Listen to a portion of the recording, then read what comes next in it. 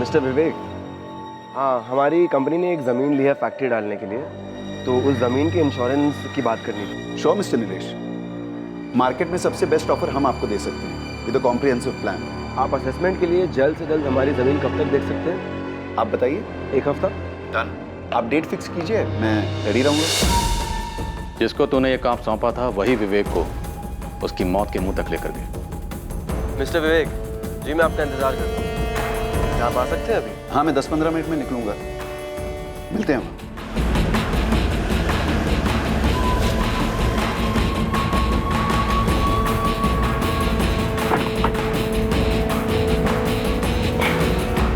ज़मीन होशंगाबाद में आने के लिए बहुत बहुत शुक्रिया।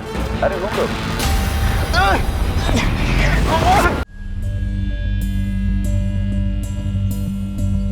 साहब, हम 2 महीने बाद अपने खेत पे आए तो देखते हैं कि मेड़ पे एक टीला बना हुआ है, जिसे देखकर हम दोनों के पसीने छूट पड़े। फिर हमने खुदाई शुरू कर दी। इसके अलावा हमको कुछ नहीं पता साहब। कौन सा किसान 2 महीने तक अपनी जमीन से दूर रहता है? साहब, हम 2 महीने के लिए बाहर गए थे और जब बीज बोने का टाइम आया तो हम वापस आ गए और वापस आके देखा तो यहाँ पे ये कांड हो रखा है। तुम लोग 2 महीने के लिए यहाँ पर नहीं हो, तुम्हारी जमीन पे कोई नजर रखने वाला नहीं है। ये बात किस किस को पता है? मेरा यकीन करो सर, विवेक ने मुझसे ऐसा कुछ नहीं कहा जो मैंने आपको ना बताया हो। हमेशा सब कुछ नॉर्मल सा ही था। कुछ नॉर्मल नहीं था राजीव। 16 वार किए गए। 16 वार नॉर्मल नहीं होते। पर मुझे तो कुछ नहीं पता। बेस्ट फ्रेंड के सामने विवेक ने नकाब पहना। अब लगता है आप सब लोग हमारे सामने नकाब पहन रहे हो। लोगों के नकाब उतारना हमारा पेशा है और नकाब उतारने का हमारा सलीका और तरीका थोड़ा टेढ़ा होता है, खासकर मर्डर केस में, जो कि अब विवेक का केस बन गया है। भयंकर मर्डर का केस। तुम्हारे और निधि के पास लास्ट चांस है। हमें असली चेहरे दिखाओ, खुद के और विवेक का।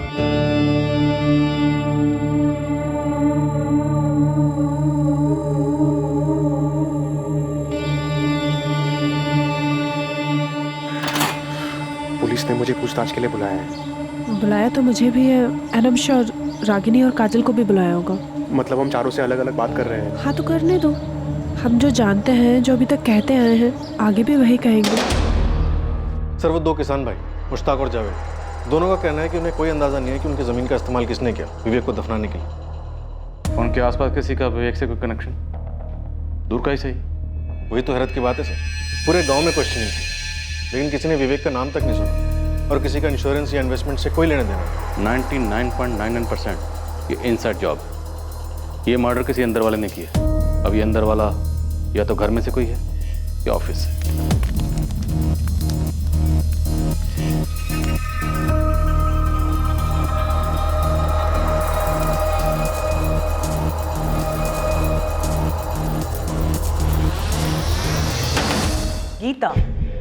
गीता और आशीष। मेरा शक पक्का है मैम। पर क्यों?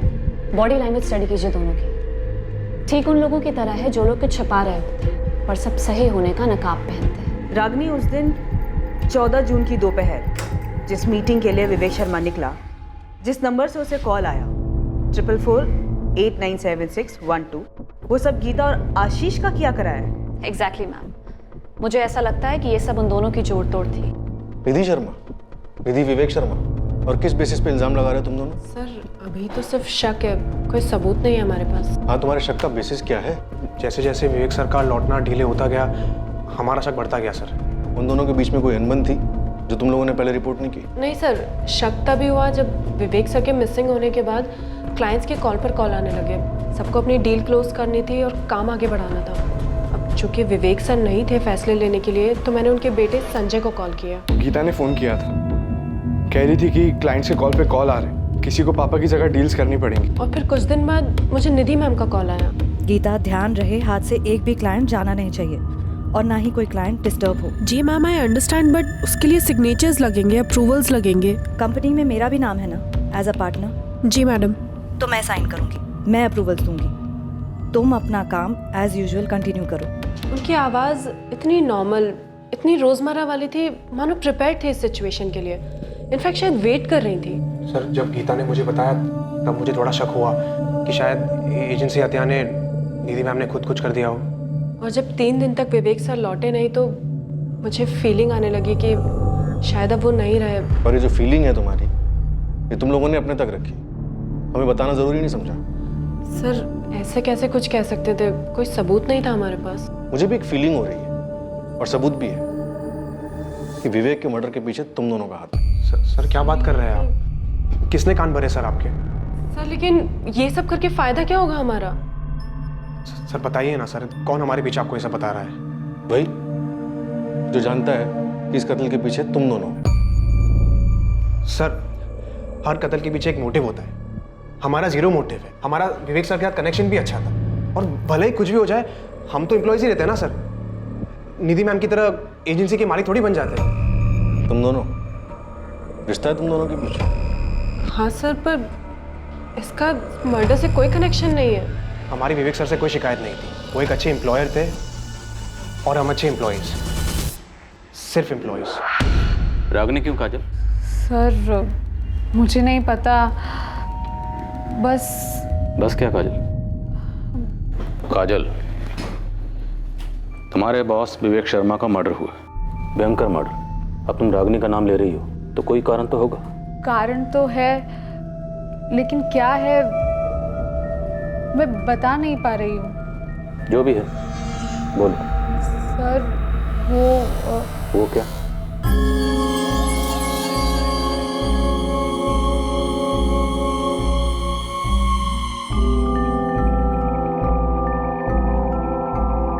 सर वो सब जानती है, मर्डर कैसे होता है, क्यों होता है, आप लोग आगे क्या करेंगे सब जानती है वो। कैसे? कहने को तो कहती है कि क्राइम शोज देखकर सब पता चला है, लेकिन मुझे ऐसा लग रहा है कि वो इन्वॉल्व्ड है, इसीलिए वो गीता और आशीष के नाम भी ले रही है। तो तुम्हें लगता है कि वो गीता और आशीष का नाम लेकर खुद का जुर्म छुपा रही है?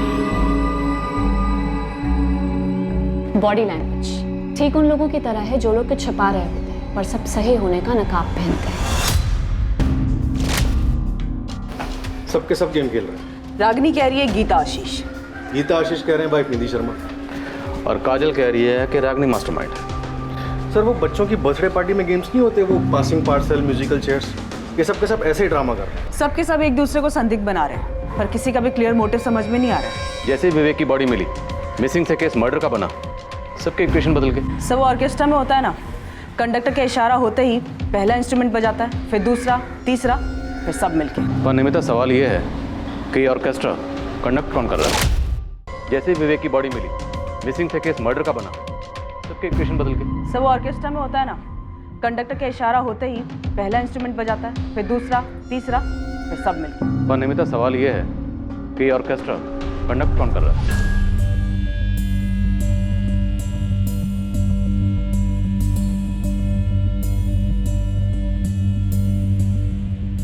हमें इस केस का क्रैक 4448976112 इसी नंबर से मिलेगा।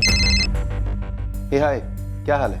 एक मंच तैयार किया गया, 1 महीने के टाइम में एक ऐसी पटकथा लिखी गई जिसमें विवेक शर्मा को फंसाया गया। और सवाल यह है कि विवेक शर्मा फंसा गया, उसकी ऐसी क्या मजबूरी थी या फिर ऐसी क्या कमजोरी थी जिसके बारे में हमें किसी ने कोई हिंट नहीं दिया। और अब देखिए सर, विवेक शर्मा का सारा स्टाफ एक दूसरे पर शक को पास कर रहा है, मानो कोई फुटबॉल का गेम चल रहा हो। मुझे लगता है नया पास जल्दी आने वाला है। अरे राशिद, लाइफ मजे लेकर जीने के लिए यार, वरना इंसान के जीने का क्या मतलब है बता? इंसान है ना, सिर्फ परफेक्ट होने का सपना देख सकता है, लेकिन वो कभी परफेक्ट नहीं होता। वो सही और गलत दोनों करता है, सही का पलड़ा भारी रहे। जैसे मेरा है दोस्त। इस तरह बातों से जस्टिफाई करने से जो गलत किया है वो सही नहीं बन जाता। तू जानता है तूने कुछ तो गलत किया है। गलत वो होता है जो किसी को हर्ट करे, अगर किसी को कुछ पता ही नहीं तो हर्ट होने का सवाल ही कहाँ उठता है। एक चीज होती है भाई, भरोसा, विश्वास, जो तुझ पर एक नहीं 2-2 लोग करते हैं, निधि और संजय। और मैं तुझ पे भरोसा करता हूँ, इसलिए तुझे सब कुछ खुल के बताता हूँ। असली फ्रेंड मानता हूँ तुझे। मैं तेरी भाषा में बोलता हूँ, भरोसे का इन्वेस्टमेंट प्लान एक बार फेल हो गया ना तो दुनिया की कोई भी इंश्योरेंस उसे कवर नहीं कर सकती। ये पकड़े जाने का रिस्क मत ले यार, सेफ खेल। पकड़े जाने का रिस्क लिया तो उस रिस्क का डैमेज क्या होगा, कितना होगा, ये तेरी असेसमेंट के बाहर है विवेक। तू क्या, ये अंदाजा कोई नहीं लगा सकता।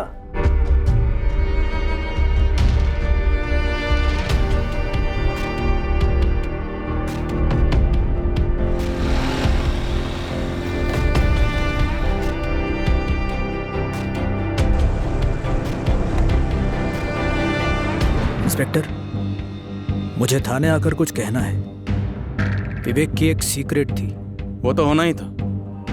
मैं बस इंतजार कर रहा था कि कब कोई सामने आकर इसका खुलासा करेगा। सर, जब वो गायब हुआ तब मुझे ऐसा नहीं लगा था कि उसकी सीक्रेट का उसके गायब होने के साथ कोई कनेक्शन होगा। अब ये केस विवेक के गायब होने का नहीं, विवेक के मर्डर का है। विवेक अब लौटने वाला नहीं। अब तुम जो भी बोलोगे वो विवेक को दर्द नहीं देगा, बल्कि उसे इंसाफ देगा।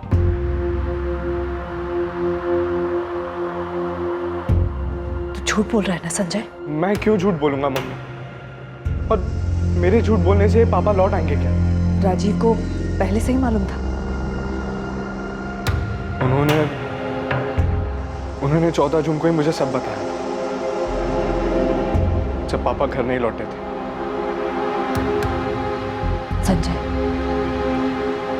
पापा के साथ जो कुछ भी हुआ उसमें तूने तो कुछ नहीं किया ना? नहीं मम्मी, मैंने कुछ नहीं किया है। विवेक का एक छुपा हुआ पहलू था। इंतजार कर रहा हूँ इस खुलासे का। उसका ये सीक्रेट कोई नहीं जानता था। आप जानते थे, लेकिन आप बोल रहे हैं। उसकी एक बहुत बड़ी कमजोरी थी, औरतें। हमारी सबसे पहली थ्योरी यही थी। कोई एक्सीडेंट नहीं, कोई फिरौती नहीं, कोई डिप्रेशन नहीं। बंदा ऑफिस से मीटिंग के लिए निकलता है और गायब। मामला अफेयर का होना ही था। कौन थी वो औरत? सर, मैंने कहा उसकी कमजोरी थी औरतें, एक से ज्यादा। सर, कितनी थी मुझे नहीं मालूम। सबके बारे में नहीं मालूम होगा, लेकिन कुछ के बारे में तो मालूम होगा। बताया होगा विवेक ने डिटेल में। क्लोज फ्रेंड था? नहीं सर, उसने किसी के नाम नहीं बताया, कोई डिटेल्स नहीं दी। लेकिन सर, वो हर वक्त किसी न किसी के साथ इन्वॉल्व रहता था। उसके ऑफिस में कोई थी? ये तीनों लड़कियां, गीता, रागनी और काजल, इनमें से किसी के साथ विवेक शर्मा का चक्कर रहा होगा। तो इनमें से किसी ने किया है? इनमें से किसी ने, या इनमें से किसी की वजह से किसी ने। गोविंद तो किस तरफ इशारा कर रहा है? संजय, विवेक का बेटा। उसके सर्कल से मैंने पता किया है, काफी हद तक परेशान और दुखी रहा है वो काफी अरसे से। मुझे तो लगता है कि उसे अपने बाप के अफेयर का पता चला होगा। माँ के लिए बहुत बुरा लगा होगा, इतना बुरा लगा होगा कि उसने अपने ही बाप को खत्म कर दिया। मैडम, ये पूरा कांड घर के अंदर से ही रचा गया होगा।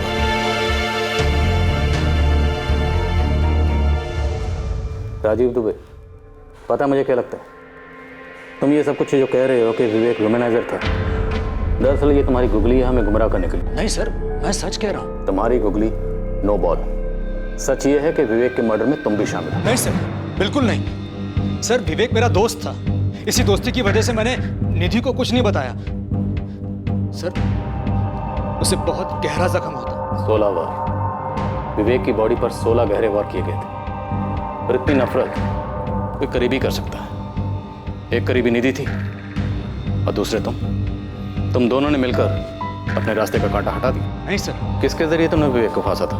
ये क्या बकवास कर रहे हैं? सुनो बकवास, तुमने 1 महीना पहले किसी के जरिए विवेक को दाना डाला था। मिस्टर विवेक, हाँ, हमारी कंपनी ने एक ज़मीन ली है फैक्ट्री डालने के लिए, तो उस ज़मीन के इंश्योरेंस की बात करनी थी। श्योर मिस्टर निलेश, मार्केट में सबसे बेस्ट ऑफर हम आपको दे सकते हैं विद अ कॉम्प्रिहेंसिव प्लान। आप असेसमेंट के लिए जल्द से जल्द हमारी ज़मीन कब तक देख सकते हैं? आप बताइए। 1 हफ्ता। डन। आप डेट फिक्स कीजिए, मैं रेडी रहूँगा।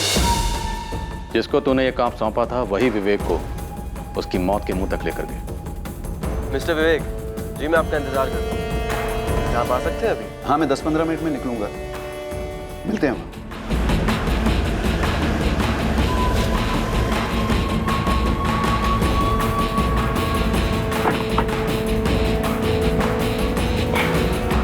ज़मीन होशंगाबाद में आने के लिए बहुत बहुत शुक्रिया। अरे रुको, ऐसा ही हुआ था ना? अब ये बताओ, ये काम तुमने अकेले ने किया या ये कोई जॉइंट वेंचर था तुम्हारे और निधि शर्मा के बीच? राजीव दुबे, हम इंतजार कर रहे हैं, बोलो। मैंने समझाया था उसे, ये औरतों वाला मामला एक दिन बुरी तरह फंसा देगा। गले में फांसी का फंदा बना जो तूने और निधि शर्मा ने मिलकर उसके गले में डाला था। नहीं सर, बल्कि मैंने तो उसे समझाया था, मैंने उसे नहीं मारा सर। और मुझे पूरा विश्वास है निधि भी ऐसा कुछ नहीं कर सकती सर। क्यों नहीं कर सकती? उसका पति जमाने भर की औरतों के साथ रिश्ते बना रहा था। क्योंकि उसे तो कुछ पता ही नहीं था, और विवेक खुद मुझे ये सब नहीं बताता तो नकाब के पीछे का उसका असली चेहरा आज तक कोई नहीं देख पाता। विवेक को क्यों फंसाया गया, कैसे उसे अपनी मौत की तरफ ले जाया गया, और इस कत्ल का मोटिव अब धीरे धीरे उभरने लगा। ये मोटिव, ये मकसद था विवेक की व्यभिचारी फितरत। पर विवेक के एक वुमनाइजर होने की बात सिर्फ अब जाकर दुनिया के सामने आई थी। इस बात का आभास हो रहा था कि विवेक के लिए जाल बिछाया गया था, लेकिन किसने बिछाया था इस पर अभी रोशनी पड़नी बाकी थी। मर्डर को अंजाम देने के 1 महीने पहले इसकी प्लानिंग की गई थी। विवेक शर्मा को मार डालने की यह प्लानिंग सटीक थी, बारीकी से की गई थी। बिछाया गया जाल मजबूत था और छुपा हुआ भी। ये गर्लफ्रेंड्स वगैरह के बारे में मुझे तब पता चला जब राजीव अंकल ने मुझे सब बताया। क्या तुम्हें पता था कि तुम्हारी मम्मी और राजीव तुम्हारे पापा को मारने वाले थे? मम्मी को तो पापा के बारे में आज सुबह से पहले पता भी नहीं था। मुझे यकीन नहीं होता। मुझे भी राजीव अंकल की बात पे यकीन नहीं होता सर। मुझे भी यकीन नहीं होता कि मेरे पापा अब नहीं रहे। मुझे नहीं लगता कि कोई ऐसा था जो मेरे पापा का मर्डर करना चाहता था। मुझे नहीं लगता कि मेरे पापा किसी का बुरा करते, जानबूझ के किसी को हर्ट करते सर। और अगर किया भी था तो क्या मेरे पापा को मारना जरूरी था सर? किसने किया सर? मुझे जानना है कि मेरे पापा के साथ ऐसा किसने किया। कौन थी वो लड़की? क्या नाम है उसका? कोई एक लड़की नहीं थी, मेरा शक है ऑफिस में से कोई है। गीता, रागिनी, काजल या उससे पहले भी कोई और? मुझे पता होता तो मैं बताता ना। राजीव, तुम्हें पहले से पता था कि उसका अफेयर चल रहा है, लेकिन तुमने मुझे नहीं बताया। मैं कैसे बताता? मुझ पे भरोसा करके उसने मुझे बताया। मैं तुमसे कहता तो तुम दोनों की शादी टूट जाती। अभी भी तो टूटी ना राजीव, अब तो सब टूट गया। मैंने कितनी बार समझाने की कोशिश की, वो मानता ही नहीं था। क्यों? क्या कहता था? गलत तब होता है जब किसी को पता हो गलत हुआ है। वो मेरी बात सुनता ही नहीं था। मेरी सुनता? अगर तुमने बताया होता तो।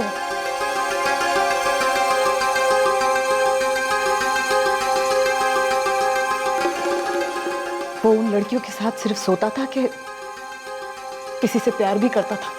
मुझे नहीं लगता वो किसी से प्यार करता था। मेरे बारे में कभी बात करता था प्यार से?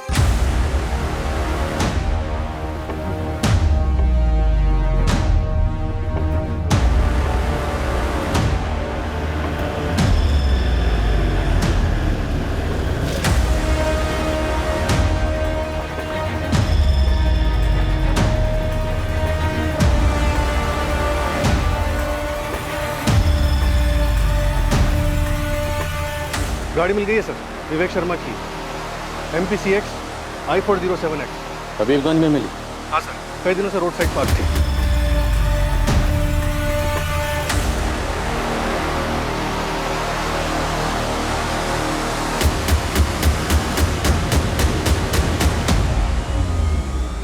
कमल, कत्ल हुआ उबैदुल्लागंज में और दफनाया गया होशंगाबाद में, और विवेक की गाड़ी को ठिकाने लगाया गया हबीबगंज में, शातिर प्लानिंग। और इसका सीधा सीधा ताल्लुक विवेक के बेशुमार अफेयर के साथ है। और मुझे लगता है इनमें से कोई एक अफेयर ऑफिस में से किसी के साथ था। और ये तीनों, रागिनी, काजल और गीता, आपस में बॉल पास करते, किसी पे शक टिकने नहीं दिया। सब तोड़ते हैं तीनों को।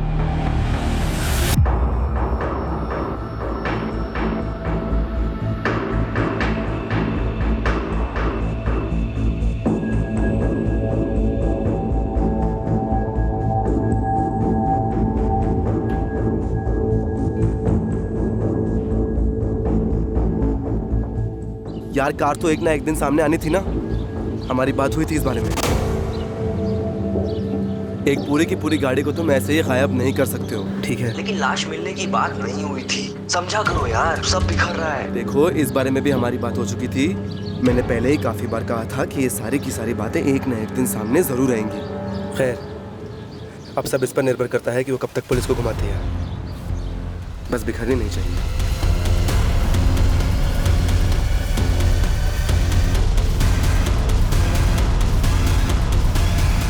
मैं कबूल करती हूँ, विवेक सर और मेरा अफेयर था। गीता, और कोई चॉइस है भी नहीं तुम्हारे पास। लेकिन वो 3 साल पहले था। सर को एंजॉय करना था और मुझे भी अपनी जॉब में आगे बढ़ना था। और वो छोड़ना नहीं चाहता था, अभी एंजॉय करना चाह रहा था। मैंने कहा ना, ये 3 साल पहले का अफेयर था। अभी मैं और आशीष साथ हैं और हम सीरियस हैं। विवेक सर के साथ जो कुछ भी था वो 3 साल पहले ही ख़त्म हो गया।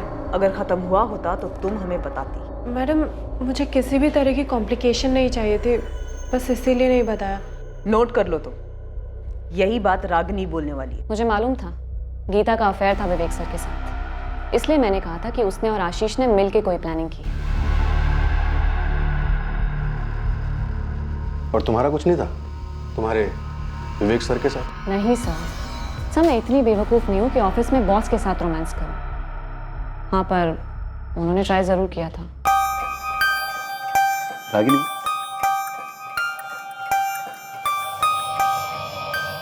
तुम्हें मेरे साथ क्लाइंट मीटिंग के लिए चलना चाहिए। काम फास्टर सीखोगी, ऑफिस के लिए और हमारे फ्यूचर के लिए अच्छा रहेगा। सर, जब मैं फील करूँगी कि मैं रेडी हूँ क्लाइंट मीटिंग्स के लिए, तब मैं ज़रूर चलूँगी। एक क्लाइंट के साथ लंच मीटिंग है आज। Thank you sir, but no sir, मैं इस वक्त कंफर्टेबल फील नहीं कर रही हूँ, प्लीज़।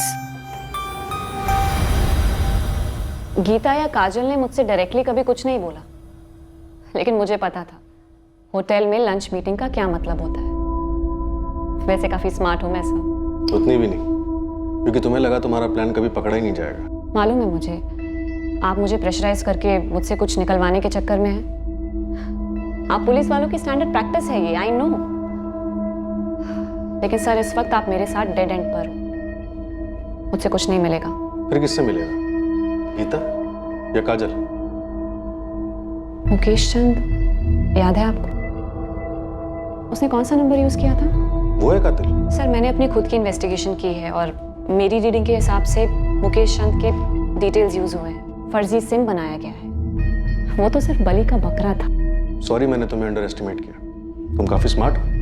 फिर तुम्हारी इन्वेस्टिगेशन से ये तो जरूर पता चला होगा कि वो फर्जी सिम कार्ड किसने बनाया। मेरी झूठी तारीफ छोटी आवाज में कर रहे हो सर। रागिनी, उस आदमी का नाम दो। दे तो दूंगी, पर आप यकीन नहीं कर पाओगे। यकीन करना ना करना वो हम पे छोड़ दो, तुम बस नाम दो। सर, आप ये क्या कह रहे हैं? मेरी कुछ समझ में नहीं आ रहा है। विवेक ने क्या तोड़ा? दिल, वादा या भरोसा? क्या गलत किया था विवेक ने तुम्हारे साथ? ये कैसा सवाल है सर? मैं उनकी एम्प्लॉय थी, वो मेरे बॉस थे और मैं बहुत मेहनत करती थी सर, बस इतना ही है। तो फिर किसके साथ गलत किया ऑफिस में? अफेयर करके किसे छोड़ दिया? सर, मुझे कैसे पता होगा? मैं अपने काम से काम रखती थी। काजल चौहान ने विवेक सर को मारने का प्लान बनाया था। पहले तुम गीता आशीष कह रहे थे। सर, गीता आशीष गलत कैलकुलेशंस थे। गलत कैलकुलेशन क्यों कहोगी? सर, मैं गलत संभावना पकड़ के चल रही थी। होती है गलती 2 और 2 4 में, पर एक काजल के साथ कोई गलती नहीं हो सकती सर। मैंने काफी क्लोजली ऑब्जर्व किया है उसे सर। और क्या कैलकुलेशन की? सर, हमारे क्लाइंट हैं पूजा अपैरल्स। काजल उनका अकाउंट हैंडल करती है। जानते हैं, आगे? पूजा अपैरल से हैं आदित्य सिंह।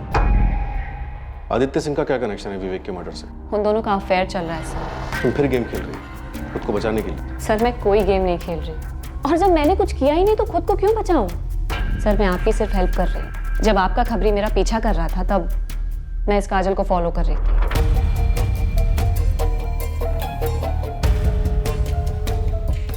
वो ऑफिस मीटिंग्स के अलावा बाहर मिलते हैं। विवेक सर के गायब होने के बाद रोज मिल रहे थे और दोनों काफी नर्वस लग रहे थे।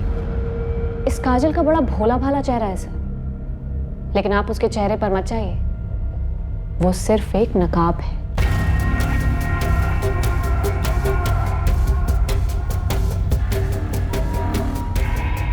उस नकाब के पीछे एक चालाक प्लेयर छिपी हुई। कैसी player? Game of love sir. वो विवेक सर के साथ भी अक्सर बाहर जाती थी, कहने को मीटिंग्स, पर असलियत तो सिर्फ वो दोनों जाने। काजल चलो जल्दी, हम लेट हो रहे हैं। और वो मुकेश चंद वाली बात? वो बस मेरा डिडक्शन था। पहले मुकेश चंद के नाम पे फर्जी सिम, फिर विवेक सर को फंसाया जाता है, फिर मारा जाता है, फिर दफनाया जाता है, और फिर उनकी कार को किसी रोड पे पार्क कर दिया जाता है। पर आप लोगों को पता लगाने में इतना समय लगा। सर इंग्लिश में इसे इंट्रैपमेंट कहते हैं। काफी जानकारी रखती हो तुम परफेक्ट क्राइम के बारे में। बचपन से सर मैं फैन रही हूँ क्राइम शोज की और क्राइम नॉवेल्स की। पिछले 8 साल से क्राइम पेट्रोल देख रही हूँ और हर बार एक ही बात सामने आई है, जिस पर पुलिस का कम से कम शक होता है ना सर, वही होता है किलर।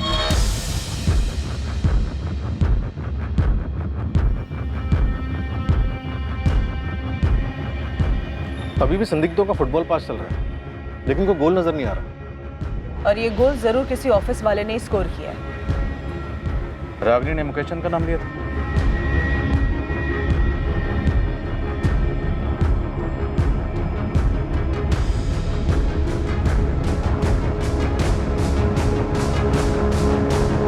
वो तो ऑफिस में सबका नाम लेती रहती है, गोल गोल बातें करती है। अजीब कैरेक्टर है उसका। यस सर, मुझे भी थोड़ी ऑफ लगती है वो।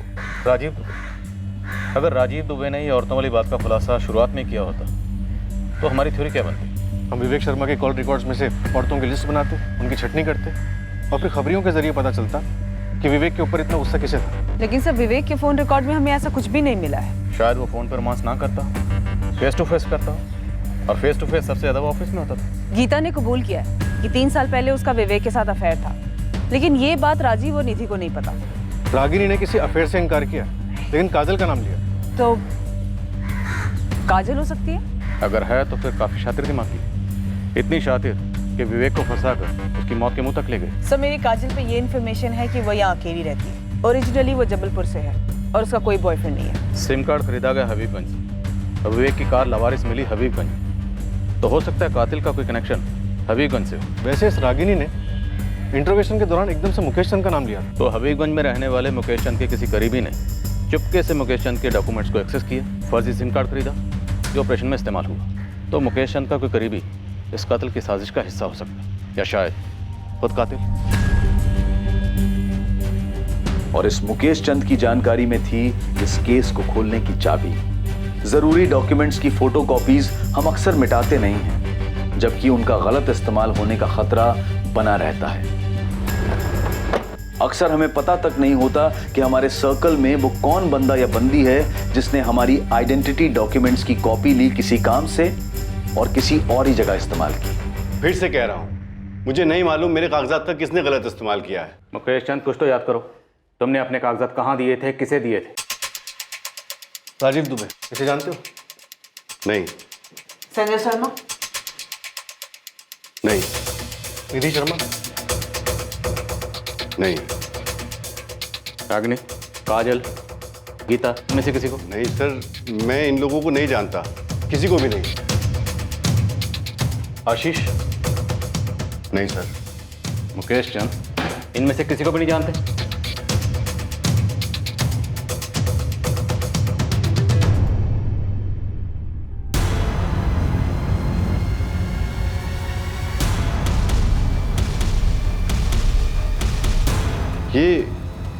ये तो आदित्य है सर, मेरा पड़ोसी है। इसने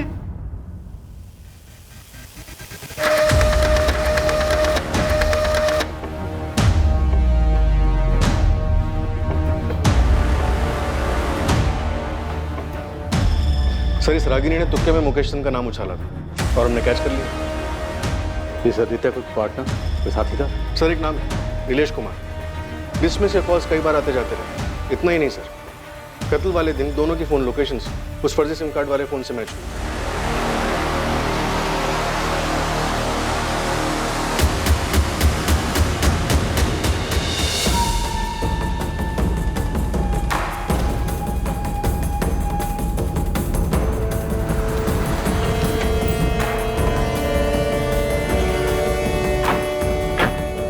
के लिए थैंक यू विवेक।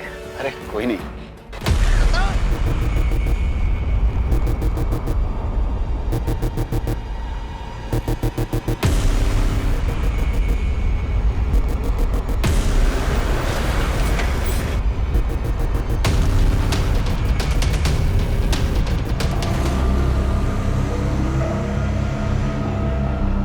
मिला क्या?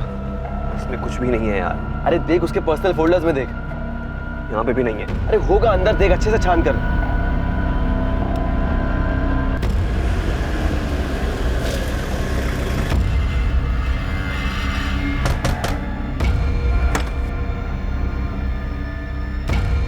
नीलेश कुमार, आदित्य तुम्हारा दोस्त है ना? जी।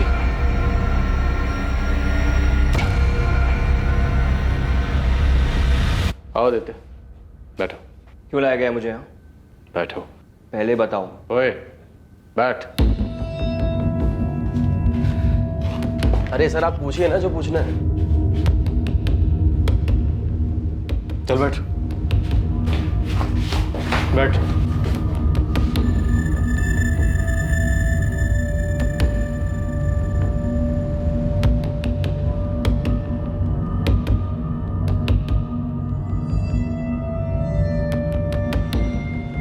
मिस काजल चौहान, आदित्य और नीलेश को धर लिया हमने। काजल? काजल ने करवाया? आई ऑलमोस्ट न्यू इट कि ये सब काजल ने किया है। लेकिन ये सब कब कैसे हो गया? रागिनी तुम और क्या जानती हो सबके बारे में?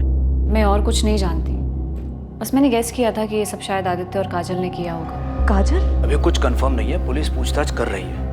काजल के बॉयफ्रेंड आदित्य और उसके साथ एक और बंदे को अरेस्ट किया है, कोई नीलेश है। काजल, आदित्य, नीलेश, तुम लोगों के खिलाफ हमारे पास बहुत कुछ है, पर तुम लोगों के पास वक्त बहुत कम है, इसलिए जितनी जल्दी बोलोगे तुम लोगों के लिए उतना बेहतर होगा। विवेक शर्मा को तुम लोगों ने क्यों मार डाला? सर वो आदित्य मेरा दोस्त है, मैं बस इसकी हेल्प कर रहा था। मर्डर में? और कोई तरीका नहीं है क्या?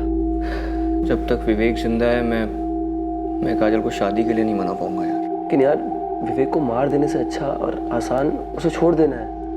और काजल उससे ब्रेकअप क्यों नहीं कर रही है? अरे वो उसे नहीं जाने दे रहा है यार। अबे यार शादीशुदा आदमी है, 19-20 साल का बेटा है उसका। बोलना काजल को धमकी देने के लिए कि वाइफ और बेटे को सब बता दूंगी। अरे नहीं यार, ऐसा नहीं हो सकता। वो डरती है, उसे डर है कि विवेक उसे बर्बाद कर देगा। तुम उसे छोड़ क्यों नहीं देती हो? मैं हमेशा तुम्हें खुश रखूंगा, आई प्रॉमिस। नहीं आदि, मैं चाहती हूँ अभी ये नहीं कर सकती। This is not possible. तुम पूरी तरीके से उसकी मुट्ठी में क्यों हो काजल? वाई? क्योंकि वो है ऐसा, खतरनाक है वो। सबके सामने एक चेहरा है और पीछे कुछ और। मैं जब उससे पहली बार मिली थी मुझे उसका ये चेहरा दिखा ही नहीं, सिर्फ ये गुडी गुडी मास्क। मेरे पेरेंट्स बीमार हैं, मेरे साथ रहते हैं, उनकी देखभाल में काफ़ी खर्चे थे। मेरे लिए वो जॉब दुनिया की सबसे इम्पोर्टेंट चीज़ थी। और विवेक मुझे सब कुछ ऑफर कर रहा था, सब कुछ।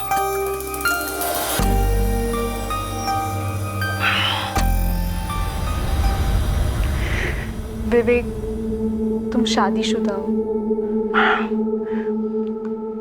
मेरी शादी बेमतलब की है, तुम जानती हो। 19 साल का बेटा है तुम्हारा। तो मेरी अपनी जिंदगी है, तुम्हारी भी तो है। ये सीरियस हो सकता है। होने तो किसी को पता लग सकता है। किसी को कुछ पता नहीं चलेगा, ये सब हम दोनों के बीच में ही रहेगा, प्रॉमिस। मैं रिलेशनशिप में बंध गई थी विवेक के साथ। मुझे कोई आइडिया नहीं था हमारा रिश्ता कहाँ जा रहा है।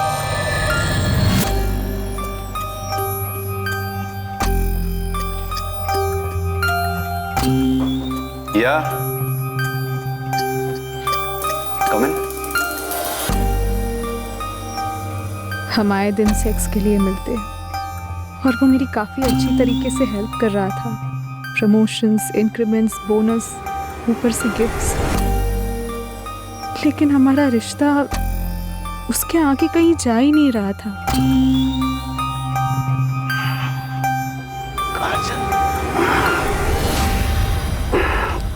विवेक, मुझसे शादी करोगे? तुम जानती हो मैं शादीशुदा हूँ। मैं ये भी जानती हूँ कि इस बेड पर 3 साल पहले मैं नहीं, गीता हुआ करती थी। इस रिश्ते के बनने से पहले हमारी क्लियर कट बात हुई थी। मैंने कहा था सीरियस हो सकता है और तुमने कहा था होने दो।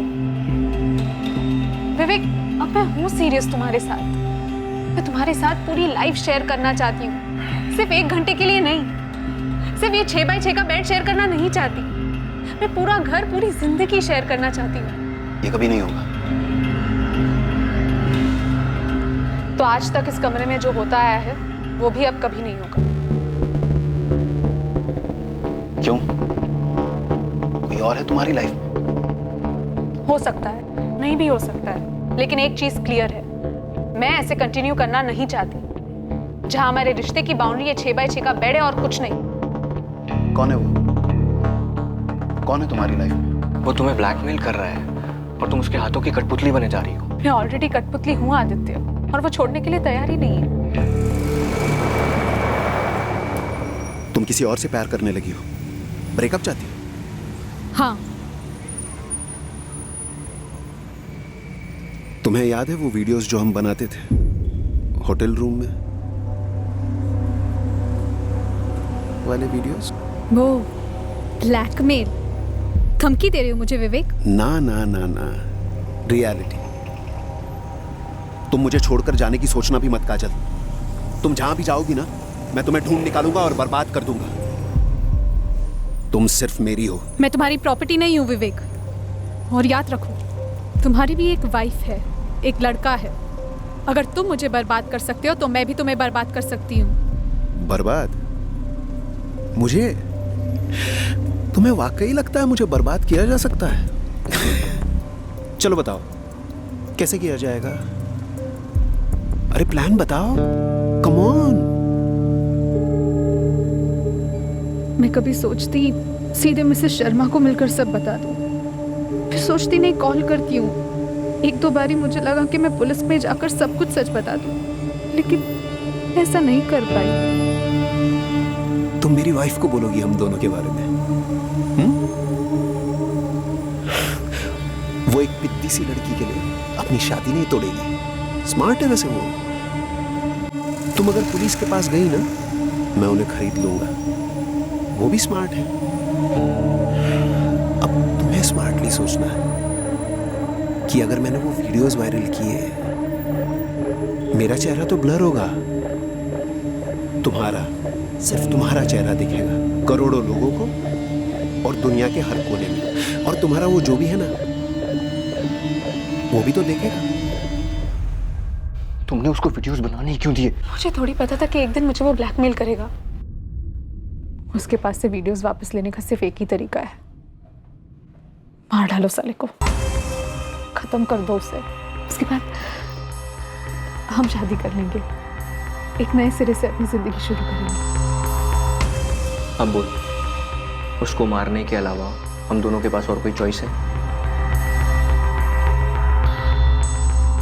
कोई प्लान बनाया है?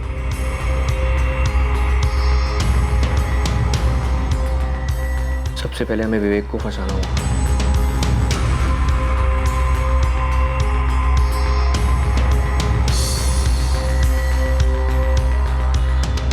उसे एक बहुत अच्छे बिजनेस प्रपोजल के साथ ललचाना होगा, और वो काम करोगे तुम।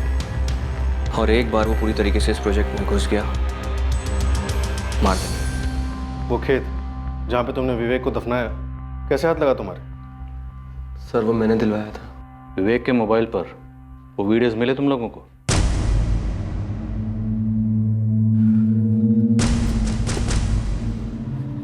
हो गया। हाँ,